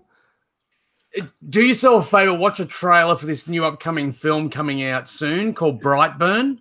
Oh, and it's basically, it is an exact rip-off of Superman's origin story. He's got the same power set, everything, except he's an evil, sadistic murderer. So James Gunn, too. Wow, that's pretty crazy. James Gunn, I think he's either writing it or he produced it. But I think they missed a golden opportunity. I think if they had made this to be Superboy Prime, man. That would be cool. There. That's it. The way that your eyes just reacted says it all. If they went, this is actually Superboy Prime. He's in a world where there is no superheroes and all the superheroes just exist in comic book form. Man. There was a comic that came out a couple of years ago, like maybe 6-7 years ago, called God's Son, it's called. And it was about these two brothers, and one of them gets imbued with superpowers. And he starts out as like a Superman type character. Like they're both in like their early 20s. And this guy starts saving people and doing all kinds of heroic shit. And then eventually he starts to see people because his powers keep growing as ants. And he loses his fucking mind and he becomes like this twisted, like, I could just do whatever the fuck I want whenever I want. It's an incredible fucking story. It's not Superman related, but it's almost as if it reminds me of that old adage like, Superman will just fucking rip his head off. And it's like, no, Superman won't just rip his head off because he's Clark Kent, okay? Yeah. You would rip his head off. Well, I'm originally from the Bronx in New York, right? Me and Basil. So it's like, you would rip his head off because you're from the fucking Bronx and you're just a sadistic bastard or whatever, right? But that's why Superman is Superman. But this story, Godson, it's almost like as if one of us got those powers. Someone that's not so milk and cookies. And what was that movie that they did with the three guys? They find that meteor and they get the powers, and then one of them turns. That's with the boys. Yeah, Miss Bell just mentioned that has like the teenage kids in it. That's that was good. That was done really well. That was yeah, for a first person perspective, because I can't stand that shaky cam first person perspective shit. But that was done well though in that movie. That was the guy who later did Fantastic Four. Yeah, please, Jesus Christ, wow. Yeah, which was horrible. That was a horrible movie. Well, he's so apologized for that too. He's been like, I can't believe like I fucking let Stan Lee down. I think when Stan Lee passed away, he made a comment. A Chronicle, that was the name of it. Archie just mentioned it. That was Chronicle. Yeah, top film. Special K33. I'm behind on DC animated, but they kill it. Yes, they do. Almost every single fucking time they kill it. The new Batman. Their Gotham latest by Gaslight. Their latest one was the Death of Superman, a modern retake of it. The Death of Superman bothered. We went over this already, I believe, the first time I was on Darth Castle when I was bitching about the fact that if Superman had Batman, Green Lantern, and Wonder Woman with him, they were beating the shit out of fucking Doomsday. I'm sorry. That's why in the comic I thought they needed the Superman plus the Scrub team, because. But then you were like, it only happens over the course of a couple of hours, so I get it. They show up late and all that. Like, all right, you convinced me. But I thought that was okay. It was a little too. Look, it was for an adult's perspective, it was cool. It was a little too violent. I'm sitting there trying to watch it with my kid, and I don't keep kid gloves on when I'm with my son. Like. I don't I know what try you're to saying. shield him from things. The same way Doomsday was leaping at him when he's just rescued Lois in the helicopter and he bashes him, and then he's got him in the sky beating on him, and then he just turns it around like with the cape, pulls him in and just starts headbutting, bang, bang. You actually sit there going, oh. Yeah, I mean, even my son was like, and my son plays Mortal Kombat with me, and he was like, yo, like, is this gonna slow down? Like, are they like, you want to give this guy a break? He had the same. But hang on a minute. Do you reckon it was more violent than Superman versus the Elite? I haven't seen that one. I don't think it is as violent as that. That one's a tad more violent. That's a great story too. Yeah, it is. Superman versus the Elite. That was written by Joe Kelly, right? Yeah. I believe so. Action Comics 775. I have it. When I met Joe Kelly, it was funny. I have this short story I'm going to save for Tales from the Red Cup review fucking episode. But real quick, for now, I met Joe Kelly and we were bullshitting, and he was like, "Hey, you ever see Superman versus the Elite?" And I was like, "Motherfucker, dude, I was the only one I haven't seen." And he was like, "Come on, bro, you're talking to the writer," But I was able to talk to him for like a long time. He was just hanging out at a con with nothing to do with his kid, and they were just sitting there with no one was going to their table. I don't even think anyone fucking recognized the guy. And I wound up sitting and talking with him for like 40 minutes. It was wild. Anyways, that's for a story for a different time. Gave modern Deadpool his personality. Yeah. I spoke to him about that too, about like what he thought about Deadpool and stuff. But as far as the DC animated stuff goes, the Gotham by Gaslight was absolutely great. My favorite one, she even liked it. She was like, "Oh, that shit was really cool." My favorite one to this day is still New Frontier, man. There's just something about Dude, I was going to mention that one. Yeah, that's because you're a classic comic book fan like myself. Yeah. You can pick up a comic from the 40s and go, yeah, that's my Superman, sort of the. So, yeah, in that regard, if you're into that classic, like 60s, 70s story arc, yeah, that's a killer. Yeah, I also like how they sort of mixed the Watchmen in with it, in a way. The what happened? I sort of like how they alluded to, they took parts of the Watchmen story arc and put it in there with the alien invasion part and stuff. Oh, yes. Hell yeah. Like the center must hold. Yeah. I was just, I don't know. There's just something about Flash, man, saves the day in that episode. That Flash, right? Yeah. That's so cool. He's got a great scene when Captain Cold is like, crashes the party and he hides the bombs in the city. And he's like, have fun finding them. And he's like, 1, 2. And he's running around trying to grab them. He's like, never threaten Iris. it was just so fucking well done. They get the Silver Age heroes get such a bad fucking rap because it was so trite. But I think you know what it was? And this is why I think I always say, people say to me that aren't in the comics, I say, why did Crisis happen? Like the first one. I say, look, man, it was really simple. I said, you pick up a Superman book, and in there, the Flash and him have been best mates for years. They met way back in issue, and the Flash comes in every couple of months, and they do a team up and stuff like that. And then you'll pick up a Justice League comic, and Superman and Flash are meeting for the first time. Right. And you're like, well, hang on, which one's real? Which one's real? Which one do I believe? You know? So I think that's what, when they did the Crisis, that's what it did. It actually brought continuity to the comics. So you had blokes from like you had all your different teams on the different books, but you know, if you're doing a Batman story and you wanted to use someone else's character, you'd actually have to go over and knock on their desk and say, hey man, we're going to put your character in this book this week. Is that cool? And they'd be like, yeah, okay, we'll make a reference to it in next month's issue that, you know, like a little editor's note, see this issue here when he makes a mention of it. You know what I mean? And it tied it all together and brought continuity to the universe. I think they had to reboot these characters like stories maybe every like decade or less. Like I liked what they did just before Crisis with Whatever Happened to the Man of Steel by Alan Moore. Oh, that was such a great fucking story. It took the Kurt Swan Superman era of the Silver Age and into the Bronze Age and gave him an end story. Yeah, that was great. What a fucking great. That's one of my favorite comics of all time. Well, so that's why I like Convergence, because I was really bummed that at the end of New 52, when New 52 started, you're like, hang on a minute, man. Clark and Lois are married. She was pregnant. What the hell happened? Right. You know? Yeah. And at least in Convergence, they gave you that story arc. And I mean, I was amazed the amount of people that didn't realize that the Rebirth Superman is actually the Superman from the 90s that died by Doomsday. So I had to do a video on my channel to basically explain the steps of how that happened, you know? Oh, you have? I got to check that out. That's cool. I'll be able to fucking, I'll learn something from that, you know. Yeah, well, basically it covers Convergence 0 through 8, Superman Convergence 1 and 2, and then the Lois and Clark series that leads into Rebirth. Yeah. Right. Okay. I don't think that. I think that. Bazzer and I are both fans of the JSA. Someone in the chat, Jeff Morris, what's up, brother? He just said something about I love the old school JSA line. The choir, bro. Owlman, Hawkman. When Jeff Johns was writing anything, Dr. Jeff Johns writes is fucking outrageous. Just anything that you see Jeff Johns' names, just go out and buy the fucking trade. You're gonna enjoy it. If it's got his name on it, just know that it's gonna be. It's either if that book isn't good, it's leading into something that's gonna blow your mind.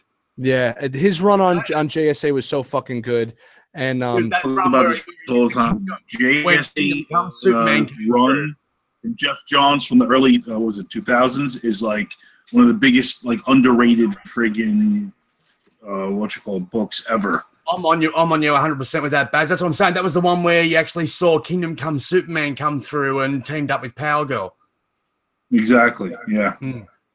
There's something about those classic heroes, and getting back to the New Frontier thing, just to wrap that idea up, is that there's just something about what the classic heroes embodied, you know, and the personalities were much different, and you in the modern times, I like the Man of Steel movie. I actually very fucking much love that movie. Yeah, I did too. But it seems like, do we really need a Superman that's kind of more like Batman? No. How much more dark is Batman supposed to get now? No, well, that's what I'm saying. I mean, anyone who's an avid comic book reader, they know the big difference between Batman and Superman is Batman pretending to be Bruce Wayne, and Superman is Clark Kent pretending to be Superman. Right. You know what I mean? Like they're the exact opposites. One's a guy that has powers and goes, you know, I want to do good, but I want to make sure the people I love don't get hurt. You know, so he creates Superman. Batman is, well, I need to create a character that's going to strike fear and darkness into the hearts of my enemies. So I'm going to pick the darkest thing that terrifies me, you know? And he's and when he's Batman, he's like counting the seconds till he can put. When he's Bruce Wayne, he's counting the seconds till he can put that suit on and go out there and crack some heads. Yeah, Superman would love to spend more time as Clark Kent, just enjoying his life. But his time isn't his own. You know, he's always hearing people crying out for help, and he's always got to put the suit on and off he goes. That was another. Speaking of which, that was another dynamite fucking story in this new Tom King Batman run that's going on, where Poison Ivy takes over the fucking Earth. She like makes like anyone that eats salad and eats greens, she's able to control them. So she's controlling the entire Earth except for Superman and Catwoman. And she has Superman watching, like standing over Wayne Manor, just standing there for like a few days, and they have to kind of like bide their time and like talk in code so Superman doesn't hear them. And there's like this running joke where Batman just like he's doing something, and then he starts to whisper to Catwoman like, "Oh well, yeah, what was the plan?" And he starts to whisper to her, and you see Superman's like eyes kind of light up and like him lean in, and then Batman does like a whistle, and it breaks Superman, and he falls out of the sky, and she's like, "I can't believe you defeated Superman with a whistle. Like, what the hell is that?" And he's like, "Clark only listens when he wants to, and when he does, I know what to do." And he's covered that plenty of times in the comics where they've said, you know, oh, you can always hear everything at once. And he goes, no, I've got to turn it on and off. Otherwise, you know, I'll go insane. You know? Yeah, man. I just thought that was fucking. That's why I love Batman so much, dude. He's fucking, you know, Superman can beat Batman. It's like Batman's just gonna wait, and then he's gonna defeat him by whistling really loud. Like it's just fucking something so simple and stupid. But you know, you got somebody that's got like he could hear the fucking, you know, the cells multiply on your body if he really wants to hear. And now you have Poison Ivy controlling his mind, so she doesn't know how Superman's powers work. She's just turning the dial up to 11. Someone in the channel was saying, you know, they'd love to read all these comics, but they cost too much, particularly the older ones and stuff like that. There is a website, guys, called getcomics.info. You can download all these comics for free from their website. Okay, so not that I'm advocating piracy or anything like that, but if you're looking for older comics that people are going to try and charge you like $180 for a 2-issue read or something like that, just go there and download it for free. They do all the current runs, and they've got all the classic comics, Marvel, DC, Image, Wildstorm, the whole lot. What was the website again? Read Comics Online. Yeah, getcomics.info. Getcomics.info, and Baz, you said read comics online. Read Comics Online. What whatever? Yeah, .com. All right, readcomicsonline.com and you just got to download a reader program like for your laptop, smartphone, or PC, and then you can. I already got like a comic reader on my shit. I always just keep that on there just to have it. That's cool. Sumatra PDF is probably the best one that I've used. There's a couple of CBR, CBZ reader, and stuff like that, but the Sumatra PDF one actually opens them all. You know, so. Instead of I'm doing mostly digital now. Like I just read on comicsology.com. So I have about like maybe like 19 long boxes now. I can't. You gotta do what I do, man, and stop being like knickknack. You gotta cycle your shit out. Keep the keys and cycle the rest.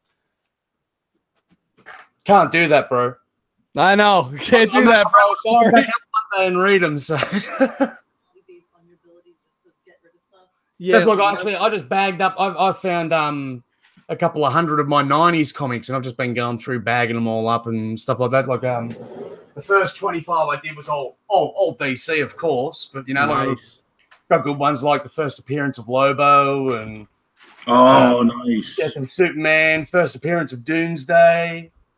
We've got the CGC Dark Knight's Metal. Nice, that's a fucking keeper. First appearance of Superboy. First return of Superman, winning the holofoil cover one. So, yeah, like this is all the 90s run of my Superman books. Oh, and some, this is for the Dark Side lovers, the first Strike Invasion. Nice. And when he finds the Eradicator out in space. So, yeah, I've got all the classics. My wife, Miss Bella over here, says she goes, tell everybody about how I judge your personality based on the fact that you can just get rid of shit. And I'm like, I don't really just, I have to sit and think on it for like 2 or 3 weeks. I'm waiting for you to think about me. Everything is, I think about her for 2 weeks and then she's out. Whatever. This isn't, airing our personal marriage grievances on a fucking toy channel. Oh, yeah, Robert, just a fan. Yeah, I basically all behind me. All I've got is DC statues. About 80 to 85% of my collection is DC. Yeah, I'd say it's Jason. How much is that Batman versus Bane statue worth? He sold out recently. I've seen people asking like about 1,800 for him, which is a bit of a joke. He was just, I think he was just over $1,000 when he first came out. So I think it was, this is Australian dollars. So I think it was like 1,199 or something like that when he came out. Oh, it's beautiful. Jesus. So that'd be like what, $900 American sort of thing. Right. What did you think of the Bane versus Batman fight in Dark Knight Rises? Very, very disappointing, to be honest. Really? I wasn't a fan of theatricality and deception at all in that. You know, I thought I'm watching that movie and I'm like, any minute now he's going to pump the venom, and suddenly it's something that he needs to be able to breathe instead of, you know, actually pump himself up. So I was a bit, come on, man. Well, that was like a super realistic take on the character too. Like, there's a comic shop guy that I frequent, and he was like, "Oh, they should have CGI'd Bane." And I'm like, "Look, I'm not a fan of the big, giant, over hulking version of Bane. Bazza really isn't either. And why? After seeing Batman Begins in the Dark Knight, they're not going to CGI a fucking character in the movie. It's supposed to be like an ultra realistic take on these characters. I love everything Tom Hardy does. He's becoming one of my mainstays. He's like turning into the new Liam Neeson. God. And what? Liam Neeson. Well, I said he's turning into the new Liam Neeson. Liam Neeson will always be Liam Neeson. I have a Liam Neeson fetish. I think the gas that he was pumping through the mask to numb his pain, which made him numb to pain, was the replacement for Venom. Being able not to feel pain actually does make you stronger. Yeah, well, true. And I just didn't like the look. I didn't like the fact that, you know, he come from the League of Assassins, and that, I mean, the original Bane origin story is pretty damn good. You know, like, I didn't see the reason to change it. Well, yeah, no, I understand it. But look, the reason why they did that cinematically was to kind of bring it back to the first. So they're saying at the beginning, Gotham's got a lot better. You know, Batman's cleaned it up. He's actually retired now because the crime isn't as bad as what it was and stuff like that. Now, you've got all these crime gangs that have just been screwed over by the Joker, right? Right. Like all the mafia families and stuff like that. They'd be rebuilding, but be too afraid to, because this Batman could shut down their organization at any whim. So hire this guy who's got a reputation for getting shit done, Bane, offer the guy the $1 million paycheck, and Bane comes in with this full intention, once he's taken the Batman out, like the story, like in the comic book in Nightfall, that he's going to just take over the crime of Gotham and make them all his bitches. Yeah, he does that something similar in the Ninja Turtles, the Batman and Ninja Turtles Part 2. I don't know if either one of you guys read that. No. Where they're actually pretty fucking good. They're not kids books. Like they're I mean, it's kid-ish because it's the Ninja Turtles, but Bane goes into the DC universe. Like a portal opens up. Batman and Robin and somebody else come to the Turtles world for the second time. Obviously, this Part 2, and Bane gets transported to fucking to the Ninja Turtle world and takes over the Foot Clan and all the crime syndicates and starts running shit. In a heartbeat, yeah. You know. Then what's cool about that is he actually starts using he gets Baxter Stockman to take a blood sample from him, because he's like running out of venom, and because if he runs out of it, he gets weaker and all that. Yeah. So they take blood samples from him. He's an addict on it. Like, he actually starts getting sick and. Right. So he needs Baxter Stockman to try to figure out how to recreate this, and they can't recreate it because it's not from their universe. So they create a version of it, but they mix it with the mutagen from the Turtles mutagen, and everybody turns into like these fucking giant diesel venom, like, mutant monsters and shit. And that was really cool. So you get like Bebop and Rocksteady are on the fucking venom juice and shit. It's pretty wild. Yeah, it's pretty cool, man. But Rocksteady on the juice. Yeah, no, he winds up assembling the Foot Clan, right? And then he winds up giving the Foot Clan venom. So you have like an army of assassin ninjas on the venom juice, and then you got Bebop and Rocksteady on the mutagen venom juice, and you got him on the mutagen venom juice, and they're like, nobody can stand up to this dude. We're fucked. So Batman and Batman teams up with Splinter, and they go to break Shredder out of jail because Shredder's pissed off that Bane took over. So the three of them take on Bane. It's fucking awesome. They're like, Shredder's like, just so you know, this alliance is just until we get this guy out of power, kind of, you know. So it was pretty well done. Anything else going on, fellas? Let's see. What else do I have on the docket real quick? We got to wind this down. Oh, real quick for the YouTubers out there, there's this they're calling it the Great YouTube Purge with fake accounts. Were you affected by that? I actually had 200 subs drop off, and shit, subs or anything like that. But so I don't know if they're actually just targeting fake accounts or if they're also targeting inactive accounts. I think it's I heard it was bots. Like there are like bots that are just like subbing to people, or maybe like you can like buy subscribers from like these sites where like you could buy subs and buy likes and shit.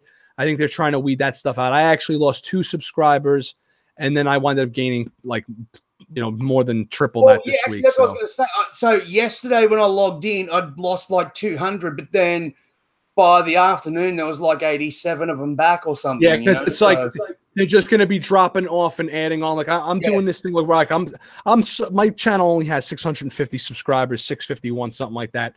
So I'm like, I'm checking it like a couple of times a day because I'm like, it's like my little drug, So I'm trying to get that little serotonin shot in my head. So I'm checking it. It'll be like 650. Then I'll check it like 10 minutes later, and it's like 6:47, and I'm like, holy shit, 3 people are gone. And then I check it like 2 hours later, and it's 6:51. I'm like, the YouTube is just all over the fucking place right now. So Archie says, I don't think I was affected. I did lose 2 to 4, but then got them back after a day or 2 later. Yeah, so they're probably just like that's what I'm saying. That's what I've noticed. Whatever I lost, they're coming back. So that's cool. I mean, look, fuck it. If they come back, that's great, So just don't panic anybody out there and stuff, Yeah, so I think that's what you said with what they're doing. I think they're also going for inactive accounts, and then I think as soon as someone logs in, they go, oh shit, we've deleted all their subs, and we better put them back, sort of thing. Yeah, exactly. I mean, I heard some horror stories where you had guys that were like, had like, let's say like 50, 60,000 subscribers, and they lost like 10,000, 5,000. That's a fucking lot to be losing, dude. I also heard that if you have like 1,000, like let's say you have 1,500 subs and you lose like 550 subs or something, let's say you have 1,001. And now you're part of the affiliate program, and I did a few competitions where I was doing random subscriber giveaways. Right. So people could have been creating multiple accounts and that trying to get right. Exactly. Like, that happened. That comes with the fucking territory with running a YouTube page. But if you have it, let's say you have 1,001 subscribers and this YouTube purge drops you to like 999, they fucking revoke your status and they make you reapply and re-earn it again, which is, that's crazy, man. Especially if you're like a channel like me where I'm trying to hit that threshold, and like yesterday I could have hit 1,001 and now today I'm back at like 998. Like, really, bro? I've been going for, and this shows you the way, like, anyone who's thinking of setting up a YouTube channel to make bulk cash, it ain't gonna happen unless you're getting them a couple of million views a day sort of thing. Like, I've been going now. I'm nearly up to my 2nd year, and I've not received one payment yet from them. So wow, how many subs are you up to? I've been, I think, let me just check. I think it's 1,200 something. I'll just check. Damn you doubling motherfucker. I've been going 2 years, man. So, yeah, 1,233. So, and thank you to RG, just got your sub. Thanks, buddy. Yeah, I was just going to mention that. Yeah, Archie's mad fucking cool. We got to get him on the show. All right. Last quick news of the night. The Marvel's Netflix characters, now that they've been canceled, will not and cannot contractually appear on anything in any form of TV or movie media for the next 2 years as part of the Netflix deal. So say goodbye to all the Defenders. You're not going to see them for at least 2 years. And that starts from when they're off TV, from when that thing got canceled. So, why were they canceled? This is what I don't get. I mean, I know people were watching the shows. They were into them. I mean, Thor and Rodney love like the Punisher and Daredevil series and stuff like that. So, and I mean, look, I personally haven't watched them. I watched a few episodes here and there, but it's I'm DC more through and through. But yeah, I don't know. I don't get why they cancelled them. Like, is it Marvel just trying to get all their rights back, or? I mean, I don't know. I have a feeling it's going to have to do with this whole Disney Plus thing where they're trying to just consolidate everything. But then that's what you just said. They've essentially locked these characters away for 2 years. They can't use them. Yeah, well, look, they haven't had the fucking X-Men for 20 years, or for the last 10, right? True. So now you're going to have all these actors going out, and now you're going to start getting your X-Men's and your Fantastic Fours pretty much. And Tom Holland now has to appear in Sony movies as Spider-Man. So as part of Marvel's contract to be able to use Spider-Man from Sony, Tom Holland has to appear as Spider-Man in Spider-Man movies. Wasn't Spider-Man Homecoming a Sony movie just with the Marvel tag on it? Yeah, but as far as let's say Venom 2, like the second Venom movie, or if they make a Dr. Octopus movie, which I think would be stupid as hell.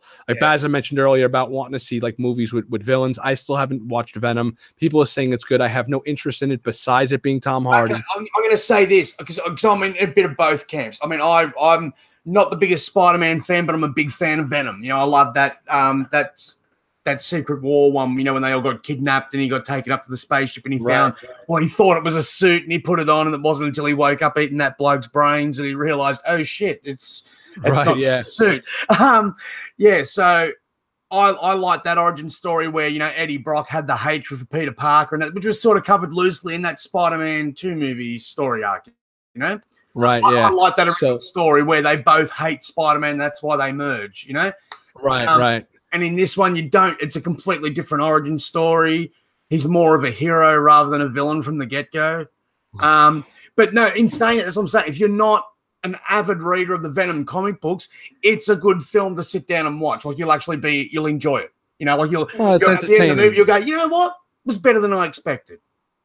Cool. All right, so then hopefully I like everything fucking Tom Hardy's. It's not one you're going to go run to the message boards and say, it was fantastic, and you have to be a full-on Marvel fanboy for that. But other than that, you'll watch it and just go, I'll probably watch it again. The kids are coming over or something like that. I'll probably put it on for them.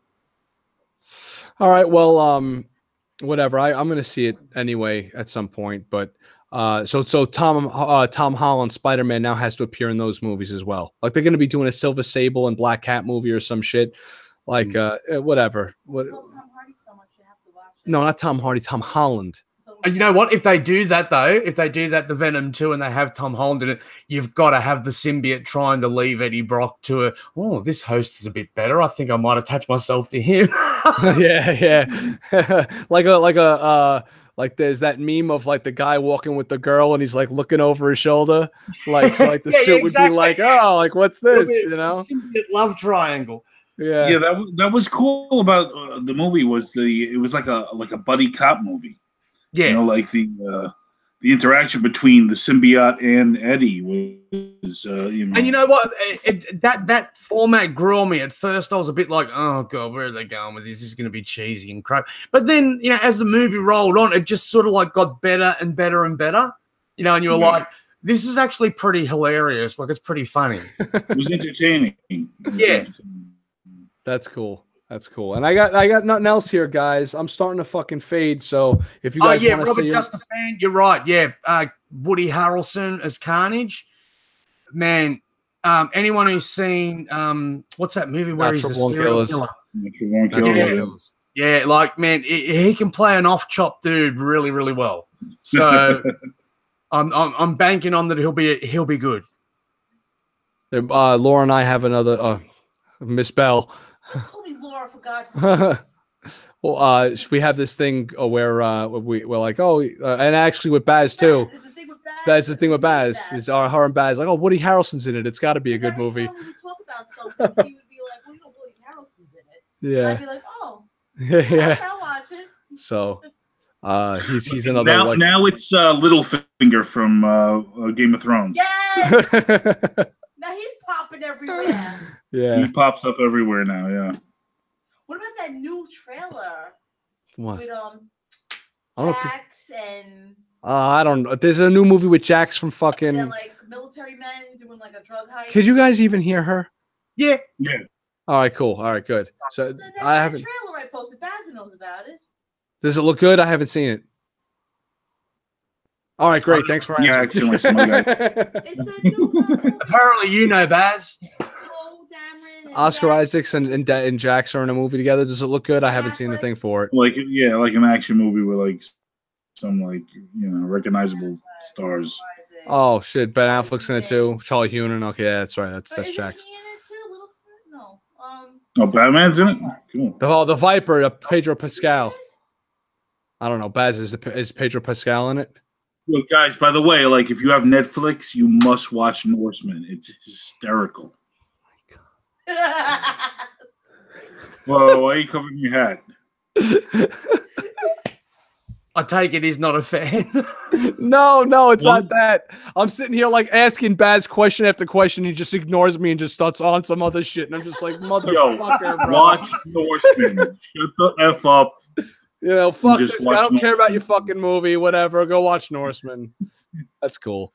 Trust me. No, yeah, it's up. I saw the coming attractions to it. I was like, oh, this looks funny. Like we put on it's Netflix. Like Monty Python style humor. Oh, and apparently, they were saying on Darth Castle last night, Titans has got a release on Netflix worldwide outside the US. Oh, yeah, it's outside the US, right? I thought it was like next month that you can watch it. Yeah, because and that's what I pointed out to them. I go, yeah, because the DC streaming service isn't available to anyone outside the US. Yeah, I tell you that the what's the problem? I haven't subscribed to the streaming service, and I want to. I've been watching it the way that the same way you watch it, dude. We don't have to talk the way about God intended through torrent. Okay, well, let's just rip the fucking Band-Aid right off. But at the same time, I kind of want to just I want to sub to it because I want to I want to have the comics reader on my phone and all that bullshit. Yeah, but I guess I don't need that now anymore, according to the last conversation we just had. Read comics. But also on Netflix it just came out. Happy, written by Grant Morrison. I saw the first episode. I fucking loved it, but Laura's not a fan, so I got to catch it like on my phone. Well, it's written by Grant Morrison, so I'm gonna check it out. Oh no, it's hilarious. I know. And what's the guy's name? Chris. Who's the actor? Not Chris Mullen. He's a basketball player. What's the actor's name? Awesome. All right, he's the guy from Law and Order. What's his name? Yeah, Chris Maloney. Chris Maloney. Yeah, he's Maloney. Maloney. Yeah, he's awesome. He's funny as hell too. But so definitely go check that stuff out, guys. I'm fading. I gotta the last bit of energy. Yeah, Maloney. Fucking Maloney. I heard you, bro. Jesus Christ. Listen, I'm gonna do my fucking sign off because I'm exhausted. I want to see fucking Titans before next week. Shit. I hate you people. No, really. Listen, you have to watch that Superman Road to Rebirth video I did. Yes, I do. That is, I am definitely. You'll be happy. It only goes for 5 minutes. I did a speed read. That's cool, man. Dude, Jason, thank you so much for joining us. This was fun as hell. Thank you for having me, man. It's been a pleasure. Yeah, Jason, what's your page? What's your page again? The Odd Couple Statue Reviews. Yeah, the Odd Couple Statue Reviews. So everybody, we have here we go. Once again, we have 11 viewers watching, and we're fucking signing off. You people got to show up earlier. Yo, Jay, I love your statues, bro. I've been staring all night. Yeah, no, this guy's got some fucking wicked ass collection. Yeah, I got some room tour videos up and stuff like that, so you can feel free. You can do the virtual tour of walk around my room. Very cool, man. So yeah, man. I like statues, boy. He got a few subscribers. We told him go subscribe to the Odd Couple Statue Reviews. What? Oh yeah, go subscribe to the Odd Couple Statue Reviews. This guy's fucking awesome. You come on anytime you want, man. I'm gonna start adding you, whether you can make it or not. I'll just put you in the way. Yeah, man, no worries.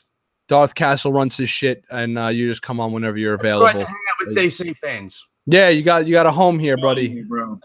Also meeting you, brother. We're a fucking dying breed. Everybody, make sure to like the video. The 11 people that are watching right now, please like this video. Please subscribe to Baz's Source Wall page, the Source Wall Baz on Facebook. Yo, check out my hella, bro. Check out my hella. Yeah, you haven't fucking shown her. You should have shown her before, you damn bastard. I've been waiting to see this hella fine, baby. Ooh, yeah. I hate you. Hella. I'm trying to fucking sign off of this shit and you keep showing me more shit. Yeah, bitch. See you later. Anyways, guys, stay in the chat room real quick. We'll do a quick little send off to each other after the fact. Everybody in the chat room, peace out. Much love. We love you guys. Thank you for joining us. Tell your friends about us. Bring some fellas over to the chat rooms and shit, and ladies too. We could use some ladies. You know, this doesn't have to be a sausage fest every week. Anyways, gentlemen, take it easy. Thank you to the chat room. Tune in next week. Yeah, next week is the Christmas episode. So we'll be doing a whole bunch of Christmas fucking movies like Die Hard and Lethal Weapon and shit like that. Because those are really the only Christmas movies that fucking matter anyway. Lethal Weapon's a goddamn Christmas movie. Oh, Batman God. Returns. Batman Returns, another fucking Christmas classic. Yeah, man. You know, that's it. Batman and That's one that I Snow. watch at Christmas.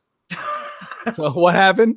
I think that's one that I watch at Christmas. I love watching when Batman actually kills people with rockets and stuff like that. As long as Michael Keaton's killing people as Batman, it's not a big deal. Yeah, that's it. Well, hey, people forget it. As long as it's Michael Keaton, people don't remember that he kills people. Take care, everybody. Guys, don't go anywhere. We'll see you next week. Same bad time, same bad channel. All right. Yeah, Adios. We're at it.